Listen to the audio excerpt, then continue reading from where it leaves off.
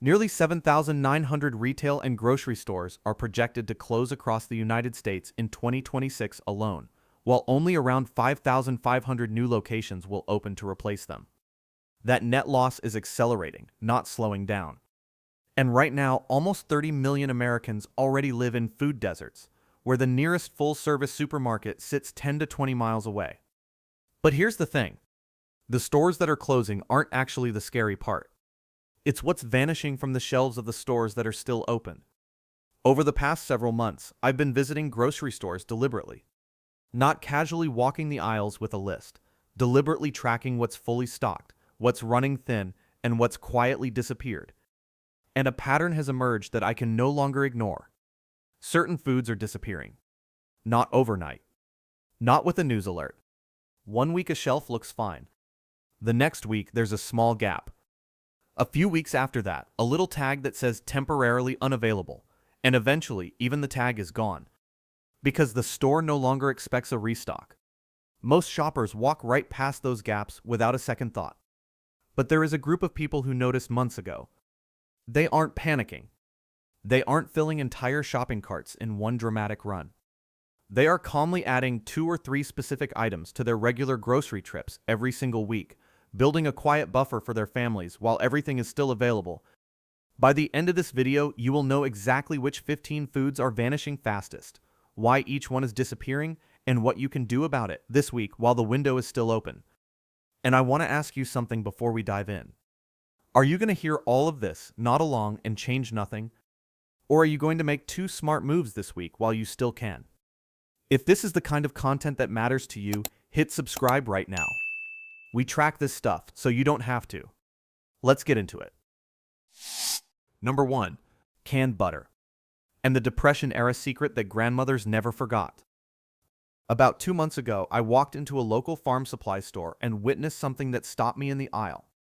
A woman in her 70s was standing in front of the butter section, calmly placing can after can into her shopping cart.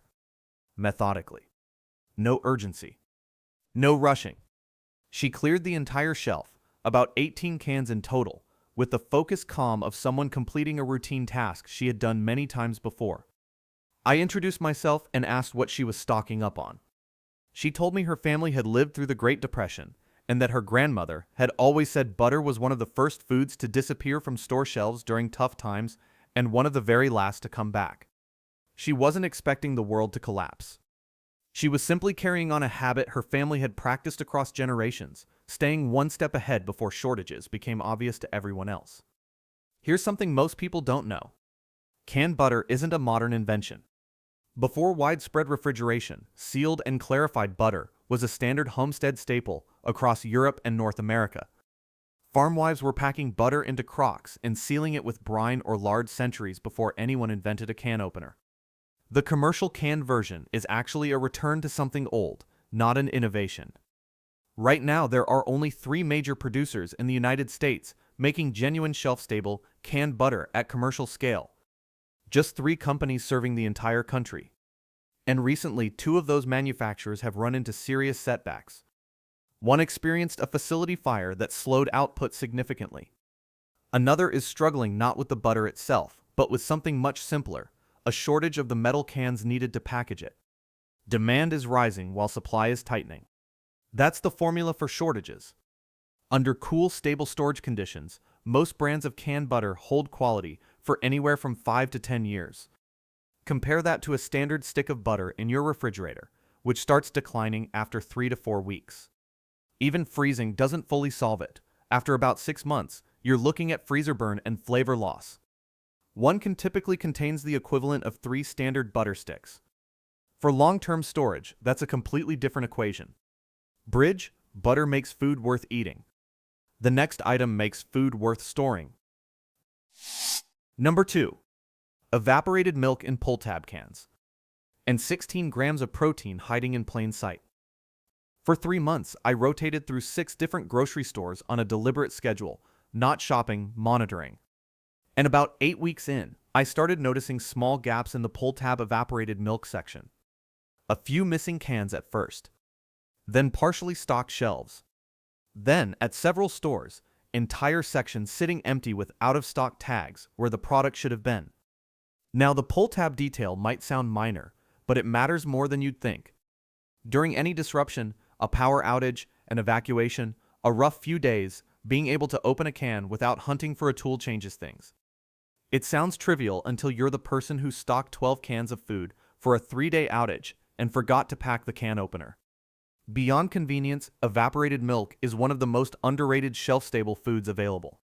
It's real dairy milk with most of the water removed, which means more nutrition per unit of storage space. You can rehydrate it or use it directly for cooking. I ran a 2-week experiment replacing every use of fresh milk in my household with evaporated milk, coffee, cereal, mashed potatoes, baked goods, pasta sauces. Nobody in my family noticed the difference. The mashed potatoes actually turned out richer and creamier than usual. Nutritionally, that concentration works in your favor. 1 cup provides roughly 16 grams of protein. That's a meaningful nutritional contribution in a single serving, not a light snack. A distribution manager I spoke with, 30+ years in the dairy industry, explained something off the record that stuck with me. When dairy production gets strained, shelf-stable items get deprioritized. Fresh milk and cheese generate higher margins, so when a factory deals with staffing shortages or maintenance delays, those products get the available production slots first. Evaporated milk ends up produced less frequently and shipped in smaller quantities. That's not a temporary hiccup. That's a structural problem that quietly drains shelves over months. And here's something worth noting. Several manufacturers are quietly phasing out the pull tab format altogether due to the added per-unit cost of the ring mechanism. Once that format disappears from production, it won't come back. Bridge. If dairy is quietly thinning out, the next item explains why your meals will fall flat without a flavor anchor. Number 3. Canned tomato paste. And why California's water crisis is coming for your pantry. About 2 weeks ago, I stopped at a large grocery chain to pick up a few small cans of tomato paste for dinner. The shelf was completely bare. Not low, bare. A small handwritten note taped to the empty space read, "Limited availability." I drove to 2 other stores nearby. Same situation at both. Eventually, I found a stock clerk who'd been at one of those stores for over 10 years, and he told me their main supplier had been backordered on tomato paste for approximately 6 weeks. When partial shipments do arrive, they sell out within hours. Corporate management had already told employees not to expect normal stock levels until sometime next year. Here's the scope of the issue. California produces roughly 95% of all processed tomatoes in the United States. That figure is verified by USDA data and has held consistently for decades. And right now, California's tomato industry is under simultaneous pressure from water restrictions, labor shortages, rising operating costs that are pushing smaller producers to scale back or exit entirely, and significant increases in the cost of steel and aluminum for packaging. When packaging costs climb, food companies shift production toward higher margin products. Small cans of tomato paste are low margin. They're among the first things to get reduced or temporarily cut. Here's what that means practically. During a 3-week experiment eating exclusively from my emergency food storage, everything started tasting the same by the 2nd week. Rice tasted like rice. Beans tasted like beans. Canned vegetables became genuinely discouraging. Then I started incorporating tomato paste, and the transformation was immediate. Rice with spices and tomato paste became something close to Spanish rice. Beans became chili. That's not a small thing. That's the difference between food you eat and food you endure. Tomato paste is the most calorie-efficient flavor multiplier per gram of any common shelf-stable product. A 2 tablespoon serving runs about 30 calories, costs a few cents, and elevates nearly any base ingredient from tolerable to satisfying. Bridge. Flavor transforms survival food into real food. The next item is what makes bread possible. Number 4. Bulk yeast. And why the pandemic baking boom left a permanent scar on supply. Since January, I've been tracking yeast inventory at 8 different grocery stores. Every single one has gone through at least 2 periods where yeast wasn't just running low, it was completely gone for a week or longer. Last month, 4 of those 8 stores were simultaneously out of stock. When I asked store managers about it, their answers were nearly identical. Suppliers simply weren't delivering consistent shipments, and nobody had a clear timeline for improvement. One procurement manager at a regional grocery chain told me yeast had recently been placed on what they internally call the red list, their designation for products they're genuinely concerned about keeping in stock on a reliable basis. Here's what's driving this, and it's more interesting than you'd expect. In 2020, when home baking exploded, manufacturers ramped up yeast production significantly. When that spike cooled off, production was scaled back. But here's the part that created the permanent problem. The habit of baking at home stuck around for a large percentage of people who picked it up during the pandemic. So baseline demand today is still meaningfully higher than it was before 2020, while production capacity has largely returned to pre-pandemic levels. The numbers simply don't reconcile. From a storage standpoint, standard yeast packets kept in a pantry are viable for roughly 6 months. Refrigerated, you extend that to about a year. Frozen, close to 2 years. But the real solution most people don't know exists is vacuum-sealed yeast bricks, 1-pound blocks stored in the freezer that can hold viability for 5 years or more. You break off exactly what you need, let it come to room temperature, and use it like normal. At about 60 strips worth per block, the value and insurance factor are both exceptional. Bridge, bread needs yeast. The next item is about fat, flavor, and something even harder to replace, morale. Number 5. Shelf-stable bacon. The morale food nobody in the prepper world talks about honestly. I found this product about a year and a half ago in a camping supply store. My first reaction was skepticism. Fully cooked bacon in a vacuum pouch with an 18-month shelf life, no refrigeration required. It sounded like a novelty. I bought one pouch just to test it. Heated it in a pan for about 30 seconds, and it was genuinely bacon. Not restaurant bacon, but unmistakably real, savory, and satisfying. I went back and bought 20 more pouches. Here's why this matters more than the taste test suggests. There's documented research in disaster relief nutrition and military field ration design showing that familiar flavors and especially familiar aromas have a measurable impact on psychological resilience during high-stress situations. The olfactory system has a direct pathway to the limbic system, the brain's emotional processing center. The smell of bacon triggers a comfort response that is essentially hardwired in most people who grew up eating it. That sounds like a soft benefit until you're 3 weeks into an emergency situation and someone in your household is struggling to stay motivated. I saw this firsthand during a power outage last winter. My kids had spent 3 days eating cold canned food and were visibly discouraged about meal times. Once the electricity came back on, I heated a few pouches of shelf-stable bacon.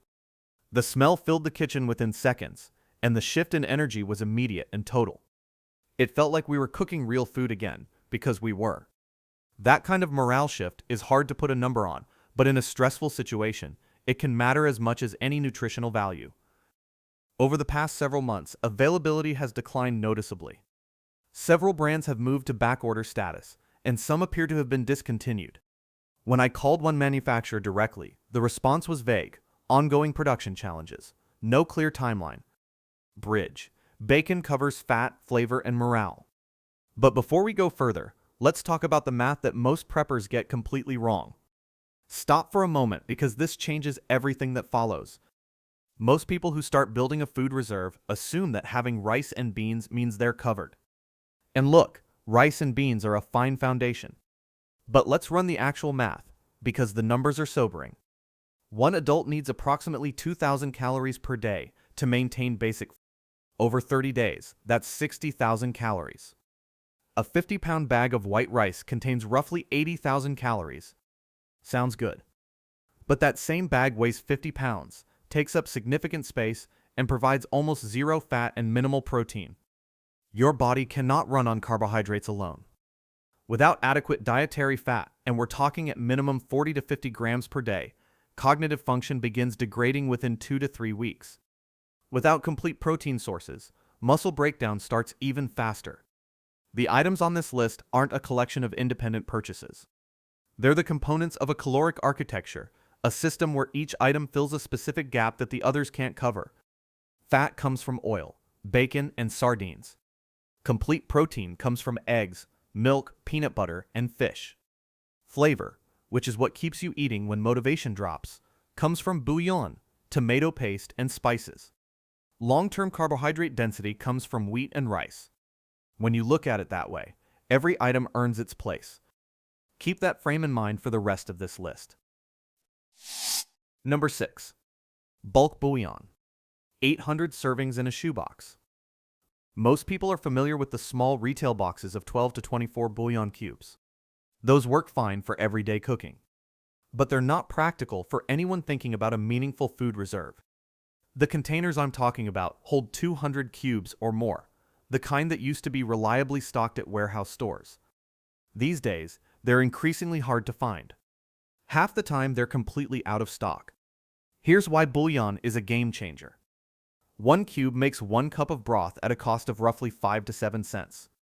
The equivalent in canned broth runs about $2 per can. Storage efficiency: 200 bouillon cubes fit in a container the size of a shoebox. The same volume of broth in cans would fill multiple shelves. But the real value isn't the cost savings. It's what bouillon does to everything else in your stockpile. Plain rice cooked in bouillon instead of water tastes like food you chose to eat rather than food you're eating because you have to. Beans simmered with bouillon and a small amount of fat become genuinely satisfying. I ran a blind taste test with my family. 3 versions of rice, plain water, salted water, and bouillon. The bouillon version won by a margin that wasn't even close. My kids said they could eat it every day. Here's something most people miss about bouillon. That sodium content, which gets criticized in everyday nutrition conversations, is actually a feature in a disruption scenario. Electrolyte replacement matters during physical exertion, illness, or heat exposure. Bouillon provides sodium and potassium in a palatable, easy-to-absorb form. It's essentially a poor man's electrolyte drink. I currently have 800 cubes stored, 400 chicken, 400 beef. Total cost, approximately $60. 800 servings of broth at roughly 7 cents each. That's hard to beat on any metric. Bridge bouillon covers flavor and electrolytes. The next item covers omega-3s and the fisheries crisis behind the price increase you've already noticed. Number 7. Canned sardines and mackerel. The food I avoided for 30 years, then couldn't stop eating. I'll be direct. I avoided sardines for most of my adult life. The smell, the texture, the general aesthetic of them, all of it put me off. Then I started seriously evaluating foods by their nutritional density per dollar per cubic inch of storage, and sardines kept landing at the top of every ranking, particularly for omega-3 fatty acid content. A single can provides more omega-3s than most fish oil supplement capsules, along with solid complete protein and fat-soluble vitamins D and B12. In a prolonged situation where diet variety is limited, that nutritional profile isn't just nice to have. Omega-3s directly support brain function, mood stability, immune response, and cardiovascular health. Missing them for extended periods produces noticeable cognitive and emotional effects. That's not theoretical. That's well documented in the clinical nutrition literature. I committed to eating sardines twice a week for a month to actually get used to them. The first can was unpleasant. By the third or fourth, something clicked. By the end of the month, I was choosing them. I noticed real differences in focus and energy consistency that I credit directly to the omega-3 intake. Now here's the part that should concern you. Sardines and mackerel are what marine biologists call forage fish, small, oily species that sit near the base of the ocean food chain and support nearly everything above them.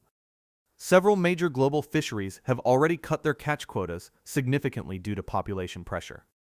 When forage fish populations collapse, entire marine ecosystems destabilize. This isn't just a supply chain issue, it's a food system warning signal. 3 years ago, a quality can of sardines cost around $2. Today, the same can is $4 or more, and availability on store shelves has become inconsistent.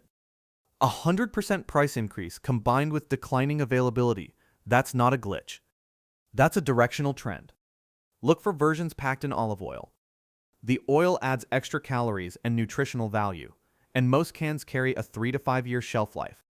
Bridge, protein, and omega-3s handled. Now here's one that almost no prepper channel ever mentions. Number 8. Freeze-dried whole eggs. The protein shelf saver almost nobody stocks. Fresh eggs have a refrigerator life of about 3 to 5 weeks.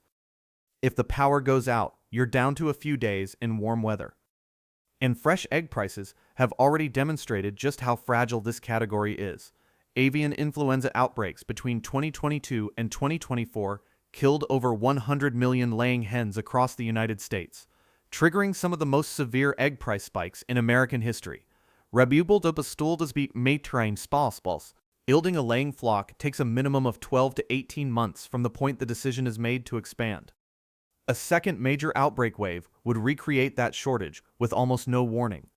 Freeze-dried whole eggs solve this problem entirely. 1 pound of freeze-dried whole eggs is equivalent to approximately 45 large eggs. They rehydrate in about 30 seconds with water. You can scramble them, bake with them, use them as an egg wash, or add them directly to batter. The texture isn't identical to fresh, it's slightly denser, but for any cooked application, the difference is minimal. Nutritionally, the freeze-drying process retains roughly 95% of the original nutrient profile. Shelf life in a sealed number 10 can exceed 25 years under proper storage conditions. Current pricing is trending upward. Increases of 15 to 20% year over year have been reported across major suppliers in 2025, driven by both raw egg cost volatility and increased demand from the preparedness market. If you want eggs when fresh eggs aren't available, and that scenario has already happened twice in the last 5 years, this is the only category that solves it completely. Bridge eggs are handled. The next item is something almost every prepper list misses, and its absence causes more long-term harm than any other single gap. Number 9. Iodized salt in bulk. The item that disappears first and returns last. Here's a pattern that has repeated itself in every major supply disruption of the past 100 years. Salt is one of the first 3 items to clear grocery shelves and one of the last to return to full availability. It happened in March 2020, within the first 72 hours of pandemic purchasing. It happened in the days before Hurricane Katrina made landfall. It happened in Japan after the 2011 Tohoku earthquake and tsunami. That pattern is not coincidence. It is a reflection of how deeply salt is embedded in human survival instinct. And yet most preparedness lists treat salt as an afterthought.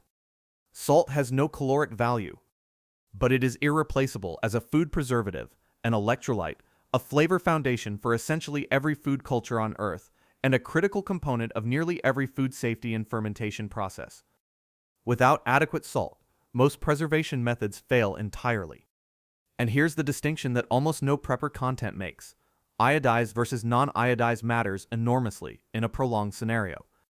Iodine deficiency, which begins to cause measurable thyroid dysfunction within a matter of weeks in a deficient diet, affects energy metabolism, body temperature regulation, and cognitive function. Most emergency salt recommendations simply say stock salt, without specifying that iodized salt is the version that actually protects your thyroid. A 25-pound bag of iodized table salt costs approximately $8 to $12 and has an essentially indefinite shelf life when kept dry and sealed. 1 bag per adult per year is a reasonable baseline. The United States has 2 primary domestic producers supplying iodized salt at consumer scale. Disruption to either creates immediate national shelf impact. This is one of the cheapest, most space-efficient, and most overlooked items on this entire list. Bridge salt preserves. The next item is the caloric anchor your body literally cannot function without. Number 10. Cooking oil in large containers. The nutritional non-negotiable most people ignore until it's too late. 2 years ago, a gallon jug of vegetable or canola oil cost around $6. Last month, I paid $13 for the same size at the same store. That's more than a doubling in 24 months. And it's not just price. On multiple occasions over the past 3 months, I visited stores specifically looking for gallon jugs and found the shelves completely empty. The drivers are global. Sunflower oil production was severely disrupted by the conflict in Ukraine, which was previously one of the world's dominant exporters. Palm oil faces both production limits and regulatory restrictions in key producing regions. Soybean prices have climbed alongside broader grain market pressures. None of these factors are resolving quickly. But here is the part that most people genuinely underestimate. Dietary fat is not optional in any meaningful nutritional sense. Rice, beans, canned vegetables, grains, the backbone of any emergency food supply, contain very little fat on their own. Relying on those foods without an adequate fat source doesn't just reduce your caloric intake. It actively impairs physiological function. Research on very low-fat diets shows measurable cognitive decline, hormonal disruption, and immune suppression. That is not a long timeline. 1 tablespoon of oil provides approximately 120 calories of pure dietary fat. Adding 3 tablespoons to rice, beans, or vegetables each day transforms those meals from calories but inadequate to genuinely sustaining. A practical storage system. Keep 12 gallons on hand in a cool, dark location. Every 2 months, pull the oldest container into regular cooking use and replace it with a new jug. This keeps your entire supply within a fresh rotation. Coconut oil is worth keeping as a supplementary option. Its higher saturated fat content makes it significantly more shelf-stable, with a functional shelf life of 2 to 3 years or longer, and it stores well at room temperature. Bridge. Oil covers fat. The next item is something almost nobody thinks about until it's far too late, and most of what you've been told about shelf life is probably wrong. Before we continue, I need to address something that affects every item on this list, and that almost nobody in the preparedness space talks about honestly. Shelf life numbers on food labels are tested under specific controlled conditions, typically between 55 and 65 degrees Fahrenheit. That is a cool, stable basement or professional storage environment. Most American pantries, kitchen cabinets, and especially garages run somewhere between 68 and 80 degrees Fahrenheit year-round. Here's what that means in practical terms. For every 10-degree increase in storage temperature above the tested baseline, food shelf life decreases by roughly 25 to 50%. That 5-year can of tomato paste sitting in your warm kitchen cabinet, it may have a real-world useful life of 2.5 years. The 10-year canned butter stored above your refrigerator, potentially 5 years. The fix is simple and costs almost nothing. A $15 digital thermometer placed in your storage area will tell you exactly what temperature your food is actually being kept at. The coolest, darkest interior room in your home, a lower interior closet, a basement shelf away from the water heater. Every degree of temperature reduction is an extension of effective shelf life. Don't trust the label without knowing your storage conditions. Keep this in mind as we look at the remaining items. Number 11. White distilled vinegar in gallons. The multi-tool nobody buys enough of. In March 2020, vinegar cleared grocery store shelves faster than almost any other product. Faster than canned goods in many markets. And almost nobody who wasn't already stocking it had thought to include it on their preparedness list until the moment it was gone. Here's why vinegar deserves a serious place in any food reserve. In a single-gallon jug, you have a food preservative capable of extending the shelf life of fresh vegetables. You have a cleaning and antimicrobial surface treatment effective against most common household bacteria and many viruses. You have a cooking acid that serves as a flavor brightener, a leavening activator when combined with baking soda, and a meat tenderizer. And you have the starter liquid for making apple cider vinegar at home from scrap fruit. Most people don't know that the FDA does not require a best-by date on distilled white vinegar.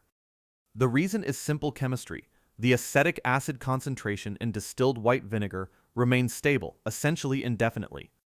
It does not degrade, go rancid, support microbial growth, or lose efficacy over time.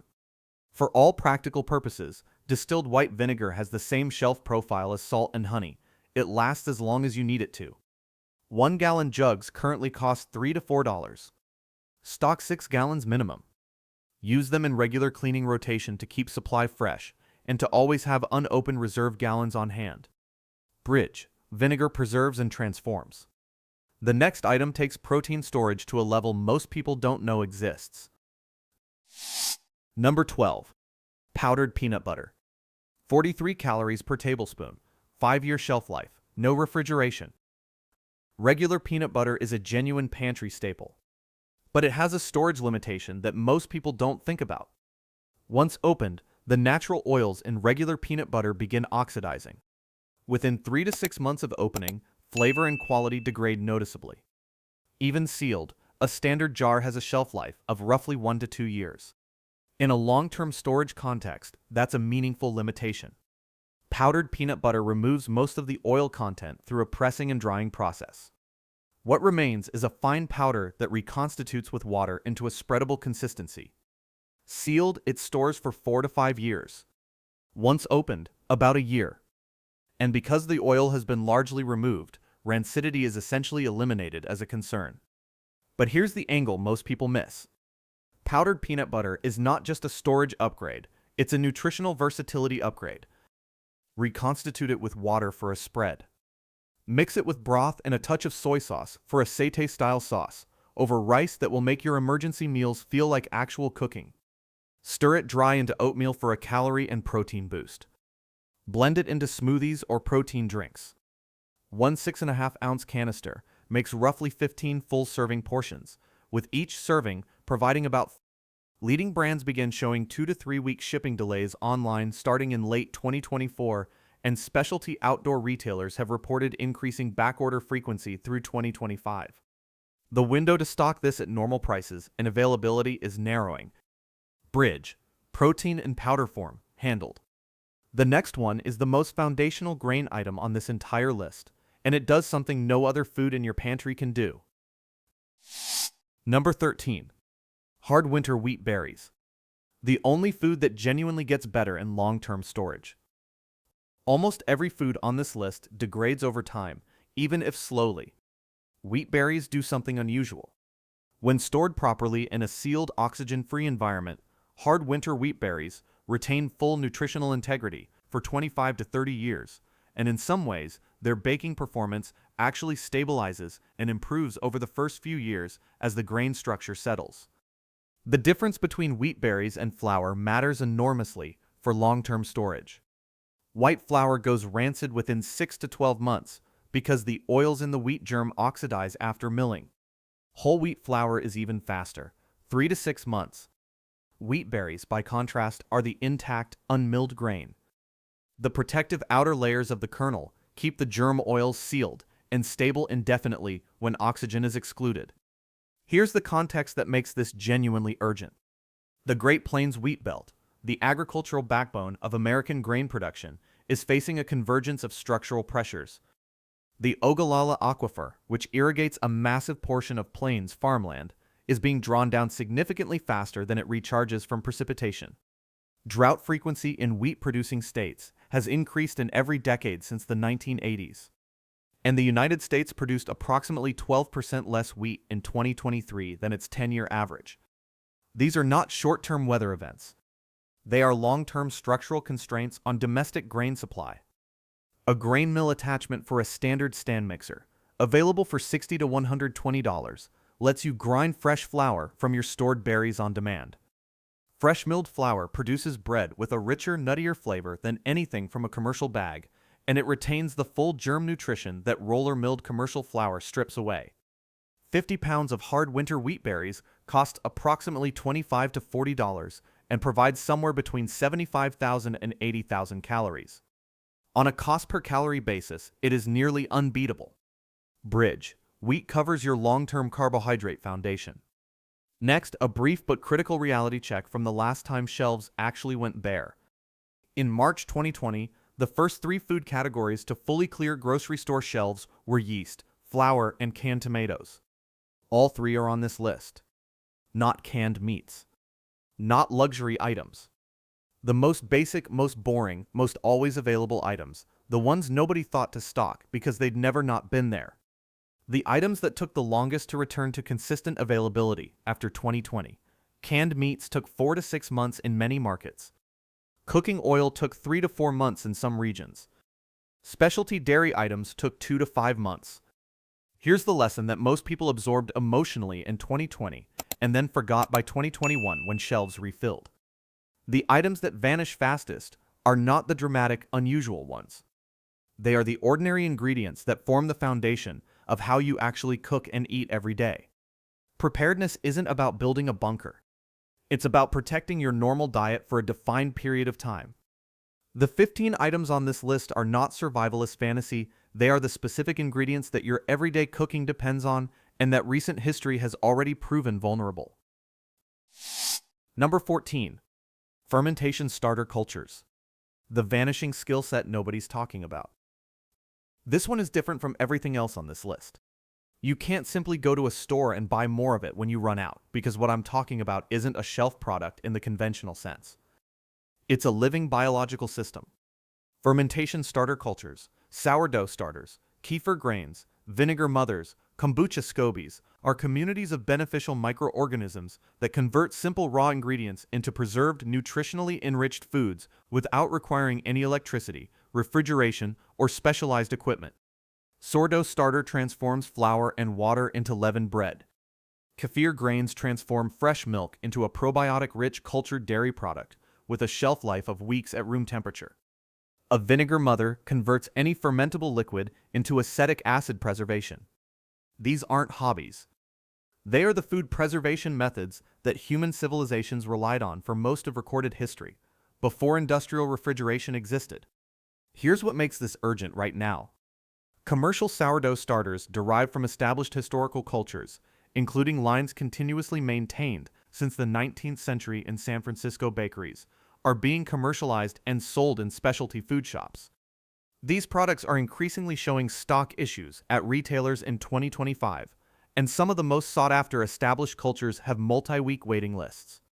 But here's the practical move that costs you nothing. If you have an active sourdough starter, dry a tablespoon of it on parchment paper, crumble it into flakes, and store it in a sealed bag in a cool, dark place. A dried starter can be reactivated years later with flour and water. It is, for all practical purposes, immortal. No energy required. No purchase necessary. Just a small act of preservation that protects a capability most modern households have already lost. Kefir grains similarly can be dried and stored for months, then reactivated in fresh milk within 24 to 48 hours.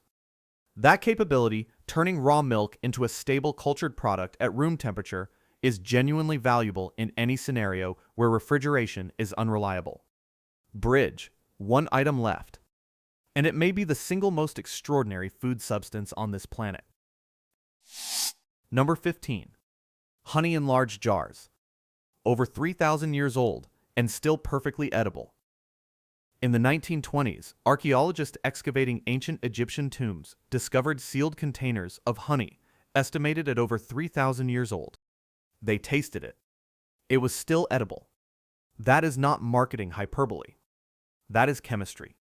Honey's unique biochemical profile, extremely low moisture content, strongly acidic pH, and the continuous enzymatic production of small amounts of hydrogen peroxide creates an environment that is essentially inhospitable to bacterial growth, yeast activity, and mold formation. No other common food substance shares this profile.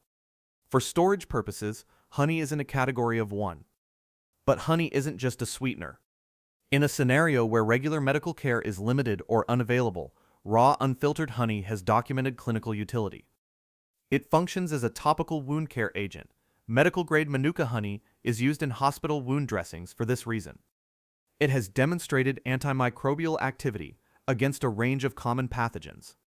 It provides soothing relief for throat irritation and cough. It delivers a fast-acting glucose energy source useful during fatigue or hypoglycemic episodes. And raw honey contains wild yeasts, pollen, propolis, and trace enzymes that processed commercial honey lacks, a nutritional complexity that filtered, heat-treated grocery honey largely destroys. Here's the supply problem. Large format honey, multi-pound jugs, and 5-pound containers has become increasingly difficult to find consistently on store shelves. Small jars are everywhere, but the large containers that actually make sense for storage are sporadic. Colony collapse disorder has reduced managed bee colony numbers in the United States by an estimated 40% since 2006.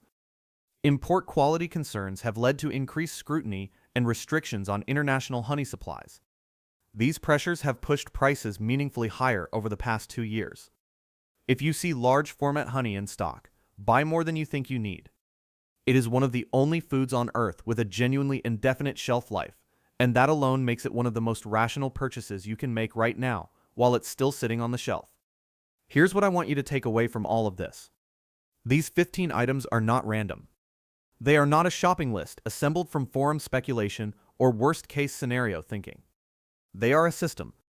Each item covers a specific gap that the others can't fill. Fat comes from the oil, the bacon, the sardines. Complete protein comes from the eggs, the milk, the peanut butter, the fish. Flavor infrastructure, the thing that makes food psychologically sustainable for more than a week, comes from tomato paste, bullion, and butter. Long-term carbohydrate density comes from wheat berries. Preservation capability comes from salt, vinegar, and fermentation cultures. And then there's honey, which covers sweetness, energy, and basic medical utility in one extraordinary substance. None of this requires reorganizing your life. None of it requires a large upfront purchase that strains your budget. The most effective approach is boring, incremental, and completely sustainable. On your next 3 grocery trips, add 2 items from this list to your cart. Just 2. That doesn't significantly change your bill. But repeated consistently over a few trips, you will look at your pantry and realize you have quietly built something real, not a fantasy stockpile. The people around you, for the most part, haven't started thinking about this yet. And when a store employee tells you they don't know when something will be restocked, take that seriously. That's not a casual answer from someone being dismissive. In a grocery operation, that response signals real upstream supply chain problems that the store itself has limited visibility into.